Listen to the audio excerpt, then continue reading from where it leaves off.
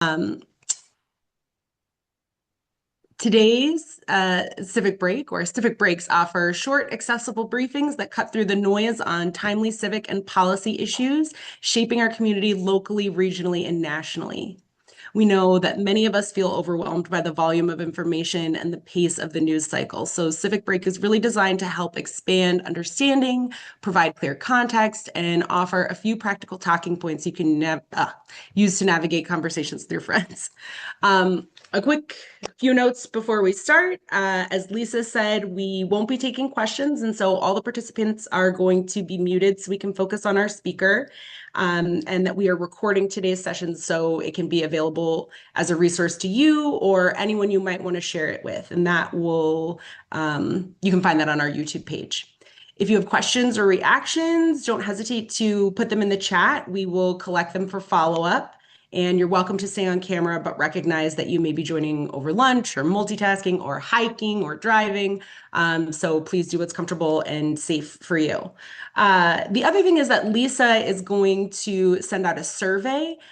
Because this is newer programming for us, it's really helpful for you to fill out that survey so that we can continue to bring content that is relevant and important and aligned with what everyone's interests are. So our featured speaker is going to share insights with us until about 12:55, and then Lisa Antonito, Executive Director of the Women's Fund, will close us out. Today's Civic Break focuses on the hidden or perhaps overlooked rise of ICE detentions in Wisconsin. And we are fortunate to be joined today by Grant Sovern. Grant is one of the founding attorneys and board president of the Community Immigration Law Center, known colloquially as SILC. He now serves as administrative director, but before this year, his day job, he was a partner and practice group leader for Quarles and Brady's National Employment Immigration Practice, which has 13 offices across the United States. He's led the statewide effort to develop a network of pro bono attorneys to represent 800 Afghans who settled in Wisconsin after their evacuation from Kabul. He's taught immigration law at the University of Wisconsin Law School and worked as a Peace Corps volunteer in Niger, West Africa. Grant often appears in media stories about immigration issues and speaks at conferences and presentations about ways to improve our current system. And he's won awards for his pro bono work for people who can't afford an immigration lawyer by the state of Massachusetts. I cannot say that word. Massachusetts Supreme Judicial Court, the Committee of Civil Rights under Law, Mintz-Levin, and then, of course, Quarles and Brady. Welcome, Grant. We are incredibly grateful that you're here with us today to help us understand this important and prescient issue and why it matters, especially for us here in Wisconsin. Let's take a Civic Break. Thank you so much. I'm so excited to talk to people who care about our community. And this is one of the most important issues, I think, facing our community. It's happening in the news, it's happening in our backyards, it's happening at our schools and where we work. And yet it's one of the most misunderstood areas that the government is coming into our lives right now. So I'm just going to dive right into it. And I'm going to use the context of the Community Immigration Law Center, why it exists as a model to explain what's actually happening in the community. So about 15 years ago, a bunch of immigration lawyers got together and we just started volunteering to give free advice to people at a clinic every other Friday. And we were very proud of ourselves for 8 or 9 years. And then in 2017, a new president came into the office and there was heightened deportations in the United States. And we all looked around at each other on the board. We call it SILC, by the way. I should just explain. It's the Community Immigration Law Center. It's a fabulous name because it's very, very precise in what we do, but it's terrible because it's so general. You couldn't even, if I said, what did I just say the name of it was? You would say, it's the Immigration Center of Community. Yeah, who knows? And our acronym isn't even that good. CILC, KILC, doesn't roll off the tongue. But then a lot of volunteer law students started coming and helping us, and they called it SILC, and it sounded so smooth that we stuck with it. So if you're trying to look it up later and say, where is SILC? you may end up finding a bawdy club on the west side of Madison, which is not what you should be looking for. It's the Community Immigration Law Center. End of explanation. So in 2017, we all looked around at each other and said, there are a lot of deportations going on. We got to do something more about it. So what could we do? And I'm an immigration lawyer. I mostly practice at that time employment-based immigration, helping hospitals and educational institutions and engineering companies hire people who need green cards and visas. But a few of us on the board got involved with this really important study. I think that explains so much of what's happening in the community right now. In 2017 to 18, the Vera Institute for Justice in New York City did a study, because I think a lot of people in America, and maybe even on this call right now, me included, thought, there's a good list and a bad list for immigration. If you're on the bad list, ICE knows how you came into the country. They know what your immigration status is. They know where you are. They pick you up. They detain you. They keep you in detention, and then they send you to immigration court where a judge decides if you're deportable or not. So what's really the point in getting involved with it? They know everything. The government knows what your status is. They run immigration. They kick people out if you're not supposed to be here. So the Vera Institute did this study. They went to immigration court in New York City and they followed all the people through the system. And sure enough, 96% of the people who are in immigration court end up getting deported. So we thought to ourselves, what is the point of this? There is a bad list and there is a good list. The government knows, except for one very important metric, which was at the time, only about 10 or 20% of the people had a lawyer. And they thought, wow, could that be what it was? So the New York City Council gave $10 million to an organization like Silk. By the way, I'm open to that. If any of you want to help us out in any way, that would really get us far along in our mission. They gave $10 million to an organization like Silk in New York City, and they got a lawyer for every single person who was in immigration court in New York City. And after 2 years of following them through, lo and behold, the percentage of people who were deported was only 50%. And it kind of blew our minds in Wisconsin as we're trying to figure out what can we do to help this situation, because it told us two important things. Number one, half of the people are being deported who shouldn't be. And this is not because, there are clever lawyers like Nancy Peterson who are getting around the law or coming up with some kind of loophole or something. It's because the government, nobody was applying the law as it exists today. You can imagine why that's true. Most people in immigration court don't speak the language. They've never been in any court proceedings. They just got taken away from their family. They're worried about what's happening. They're in prison for a civil violation. So there are a lot of reasons why you can imagine it's a very difficult situation to defend yourself in a complicated area of law. The second important thing that that it told us was that we can do something about it. I think at that time, and probably today too, we all just stand by and say, well, the government knows what's best. If they're doing this, it seems pretty extreme, but they know what it is. But what it told us was that if we can hire lawyers for people in immigration court, we can make an 1,100% difference in the outcomes for those people. And you might be saying to yourself too, this 50-50 chance, it doesn't sound so good. Obviously, for 50% of the people who are not going to be deported because they have a lawyer, because they shouldn't be, because that's what the law says, that makes a huge difference for our community, not only the families themselves, but for our community. More U.S. citizen kids stay in school, more people keep their jobs, we keep our tax base, we keep a strong economy with people employed and working. There are a whole bunch of reasons why it's good for us. But on the other side too, you're saying, oh, what about the other 50%, Grant? That's not such a great potential outcome. You got a 50% chance of being deported. But even for the people who are being deported, I don't know if any of you remember this, but what's that called? Due process. Have you heard of that before? It had a great long run in the United States, 248 years. We were going strong. Having due process in our community means something to everybody. Having a fair shake, getting your day in court. And what is happening in the immigration system today, and it was certainly happening back then, is that people are not getting a fair shake in the immigration system at all. It is an extremely complicated system. And for all the reasons I explained already, people cannot defend themselves in an extremely complicated legal proceeding where there is a trained ICE attorney who knows how to do this every day of the week, and somebody comes in who's never been through this before. So it all may make sense. But then you might be saying to yourself, well, Grant, what about this? I've heard of public defenders. If you can't afford a lawyer, can't you get a lawyer? And this is where the kind of irony of what we're seeing today comes into play, because there is no part of immigration law that is criminal.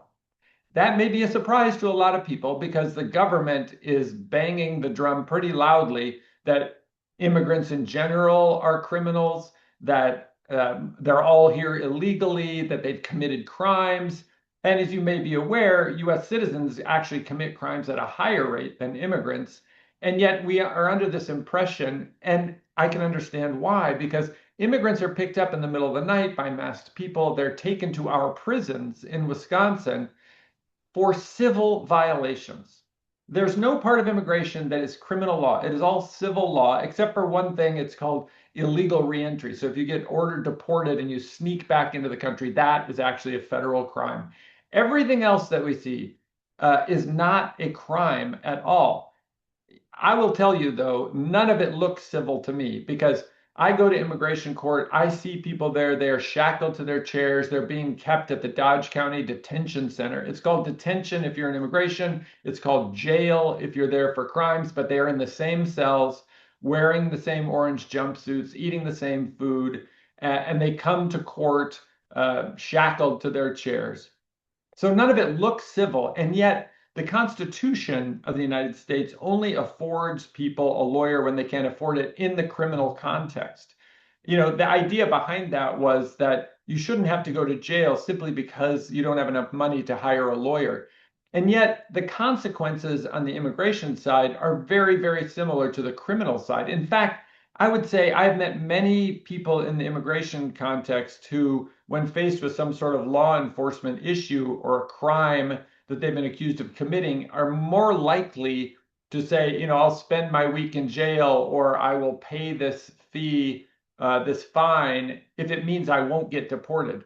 I think the government has this idea that everybody is coming to the United States. It's such a great country. There are all these job opportunities. It's pulling people to the United States. And if we just make things miserable here for people, including, you can't drive if you don't have an immigration status, you can't get a job, you can't get insurance, your kids have a really hard time going to school. In addition, if we pick you up and allege that you're deportable, we will put you in prison and hide you and move you from prison to prison in the United States so your lawyers and family can't hide you. If we do all these things, we'll make life miserable for you and you'll decide, I'd just rather be at home. But what the government doesn't take into account is that there are also push factors that are pushing people away from communities or countries where they live, where they cannot live anymore. And that could be because they are being personally persecuted. It could be because conditions there are so much worse than these things that people don't do it. And yet, here we are when we, the lawyers at the Community Immigration Law Center, see people in prison, which, by the way, we have to do within 2 or 3 days, because once ICE picks people up, you have almost no time before they move them to some other place. That people don't get a fair shot. They don't get an opportunity to be heard in immigration court. It's a very difficult situation. And I think right now, people are under the impression that, what we saw in Minneapolis is over. It's not happening anymore. It's not something that we have to worry about. But I can tell you that today, a report just came out last week that shows there are about 175 people a month right now in Wisconsin who are being picked up by ICE and being alleged to be deportable. I think, again, everybody thinks ICE knows all these things, but they really don't know. Many reports show that ICE has a quota of something like 3,000 people a day that they have to pick up. It's not 3,000 people a day that the immigration court decides is deportable. It's picking up 3,000 people a day. So if they are deportable or not doesn't really matter to who is picked up when this happens. So because of that, the incentive is just to grab people and then see what happens in immigration court. But what happens in immigration court if you don't have a lawyer? So then you might say, who is it that's actually being picked up today? I hear it's the worst of the worst. It's people who have committed crimes. Right now, countrywide, there are probably about in the mid 70%, let's call it 75% of people who are being picked up by ICE who have no criminal interaction whatsoever. And then there's maybe in the 15 to 20% of people who have some sort of misdemeanor interaction with law enforcement. And then there is a small percentage of people who have been convicted of certain crimes that would make them deportable. But what we're seeing right now are who is getting deported in Wisconsin. Let's just talk about Wisconsin for a minute. If you snuck into the country and you remained in an illegal status, you are always at the risk of deportation. So this is group one, people who are in that situation. Now, we can all make our own decisions about, why did they come? Did our country encourage this? There's lots of jobs here. Why did they leave their country? Or did they just sneak in to, try and take our welfare? By the way, I will also point out that no immigrant in Wisconsin is eligible for any welfare program at all.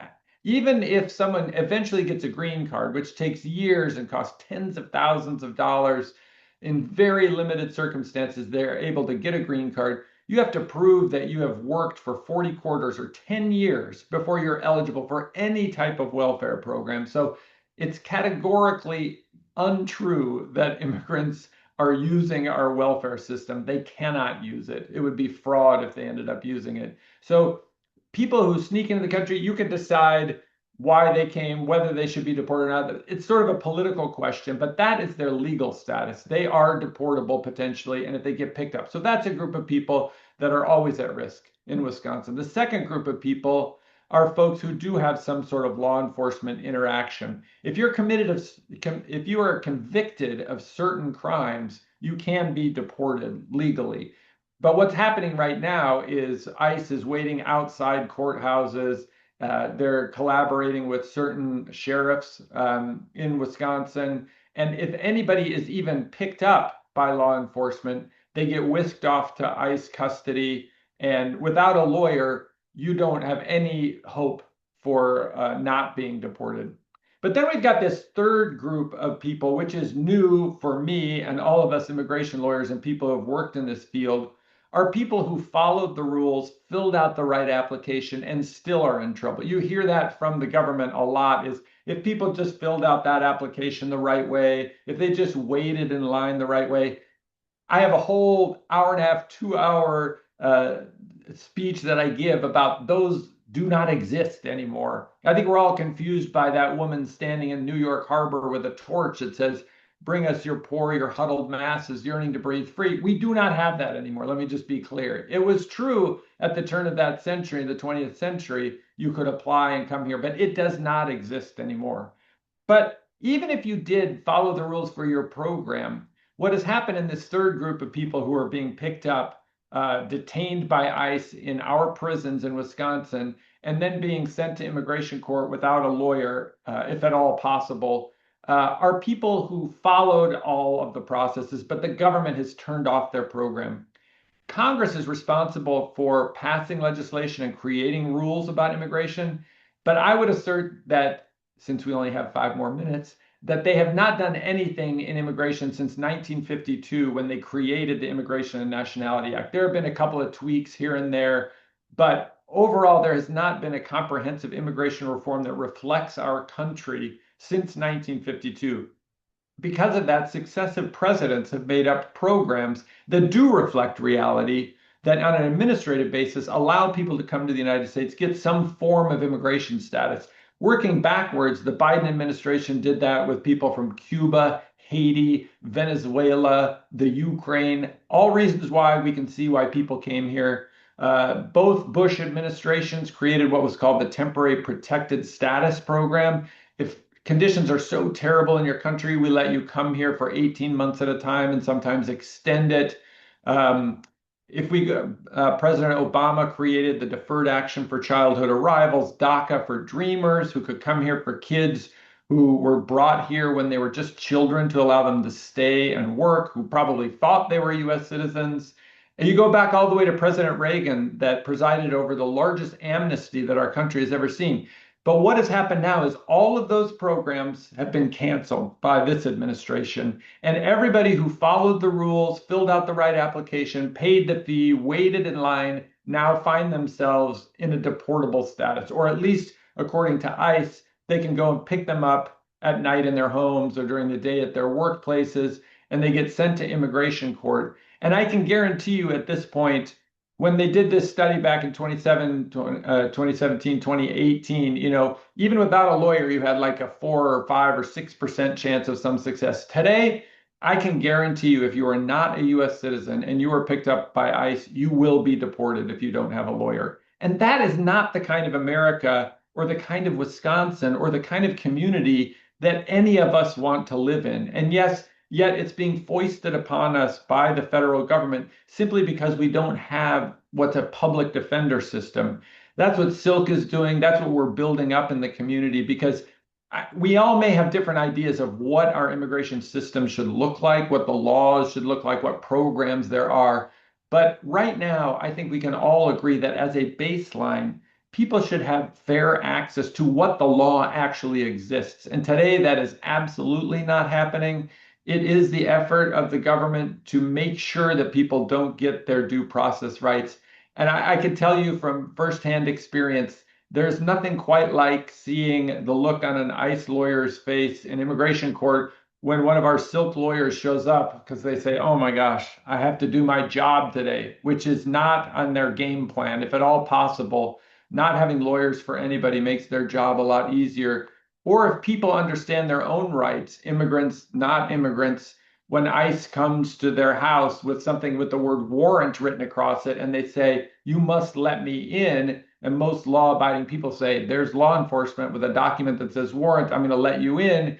But people understand what their rights are and that you don't have to let in any law enforcement into your home unless there's a judicial warrant signed by a judge, a state court, or a federal judge in Wisconsin. And when they know their rights there, again, the look in ICE's eyes that due process is being exercised is really makes me feel good. It makes me realize it's a community where I want to live. So I know I didn't have a lot of time to explain that, but that's the situation where we are today in Wisconsin. There are communities and groups like Silk who are working. We work closely with Voces de la Frontera, Centro Hispano, and many other organizations like Catholic Charities in Milwaukee to hire as many lawyers as we can to make sure that people get some sort of due process. So I will quit ranting and raving. Appreciate your time so much. And if there are questions that people came in, if you want to ask now, or if you want to contact me later, I'm going to put my information on the recording of this if you want to follow up and send us an email or support the work that we're doing to try and hire enough lawyers. I'd be more than glad to talk to you. Fabulous, Grant. Thank you so much. That was wonderful. That was a lot of information. And I think everyone on participating could see that you have much more to say and that you really had to pick and choose what you wanted to talk about. So thanks so much. We really appreciate it. By all means, drop your email in the chat if you'd like. Anyone can feel free to contact you directly or use your website. As Alexandria indicated, I will be sending out a survey, and we intentionally send the survey one day later because one of the survey questions is, how many people did you talk with about the content of this Civic Break? So we hope you will talk with a few other people about what you heard and maybe dig into the articles that we see everywhere about ICE, so that we keep ourselves informed about what's going on. Again, just a reminder to everyone, you're welcome to attend our laundry night on Monday to talk more about this. Grant, of course, if you're in the community, we'd love to have you with us. We also have our 40th anniversary planned for May the 6th. Registration is still open, so feel free to join us. And for some of you, I'll see you tonight at Women's Night at the Theater for Frida, a self-portrait. So thanks again, everyone, for participating. And we look forward to connecting with you soon.